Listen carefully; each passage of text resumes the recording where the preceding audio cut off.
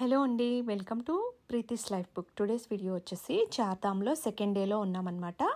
Morning ready అయిపోయి లెగిసి రెస్టారెంట్కి వెళ్ళాము. రెస్టారెంట్లో బ్రేక్ఫాస్ట్లో ఏమేమి ఉన్నాయంటే అంత బఫే అనమాట. పిల్లలకి ఫస్ట్ ఇంగ్లీష్ బ్రేక్ఫాస్ట్ లాగా అవైలబుల్ ఉంటుంది, అలాగే ఫ్రూట్స్ కూడా అవైలబుల్ ఉంటాయి. ఇంగ్లీష్ బ్రేక్ఫాస్ట్ అంటే ఏం లేదండి, చాకోస్, మిల్క్, బ్రెడ్ టోస్ట్లు, ఇంకా బటర్తో చీజ్తో తినడం, అలాగే ఫ్రెంచ్ ఫ్రైస్ ఇవన్నీ అవైలబుల్ ఉంటాయి. ఇంకా ఇండియన్ బ్రేక్ఫాస్ట్ అంటే పరాటాలు, పూరీలు, అలాగే పూరీలోకి పూరీ కర్రీ అలా అవైలబుల్ ఉంటుంది. అలాగే ఇడ్లీ, దోశ అలాంటివి ఏమి అవైలబుల్ లేవండి ఋషికేశ్లో మాత్రం. అవే బ్రేక్ఫాస్ట్ తీసేసుకొని తినేస్తున్నారు. ఇక్కడి నుంచి చూడండి గంగా అమ్మవారు కనిపిస్తారు. రెస్టారెంట్ మొత్తం గ్లాస్తో క్లోజ్ చేసి ఉంటుంది. ఆ గ్లాస్లోంచి వ్యూ ఇలా కనిపిస్తూ ఉంటుంది. నాకు అనిపించింది గంగా అమ్మవారిని ఇంత దగ్గరగా చూస్తున్నాము. గంగా అని మనం చిన్న బాటిల్లో తెచ్చుకొని ఇంట్లో ఎంత శుద్ధమైన వాటర్ అని మనం పూజలు చేసుకోవడానికి, ఇల్లు శుభ్రపరచుకోవడానికి యూజ్ చేస్తాం కదా, అదే గంగా అమ్మవారిని మేము ఇంత దగ్గరగా చూడడం నాకు చాలా ఆనందంగా అనిపించింది. అలాగే 2-3 పిక్స్ తీసేసుకొని ఫ్యామిలీతో పాటు ఇంకా మా రూమ్కి వెళ్ళేసి ఇలా గంగా హారతి ఇచ్చే ప్లేస్ని ఒకసారి దండం పెట్టుకొని మళ్ళీ ఛాన్స్ ఉంటే మేము ఈ గంగా హారతి అటెండ్ అయ్యేలా దీవించాలని కోరుకుని ఇంకా స్టార్ట్ అయిపోయామన్నమాట. ఇక్కడి నుంచి ఒకసారి చూసుకుని ఇలా గంగా హారతి ఇచ్చే ప్లేస్ని, ఆ దేవాలయాల్ని చూసుకొని దండం పెట్టుకున్నాను. అలాగే బ్యాగేజ్ అంతా ప్రిపేర్ చేసుకొని ఉంచేసుకున్నాము. సెకండ్ డే ట్రావెలింగ్ కోసము ఋషికేశ్ నుంచి మేము ఇప్పుడు బార్కోట్ వెళ్ళాలన్నమాట. పిల్లలు కూడా రెడీ అయిపోయారు, అంత చెక్అవుట్ కూడా చేసేసాము.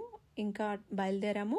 ఇలా రాఫ్టింగ్ వాళ్ళతో ఇంకా ఇలా మేము వెళ్ళే దారిలో చాలా ఎక్కువ మంది రాఫ్టింగ్కి వస్తారనమాట ఋషికేశ్లో. అలాగే ఇంత పెద్ద టన్నల్ కూడా ఋషికేశ్లో మనం చూడొచ్చు.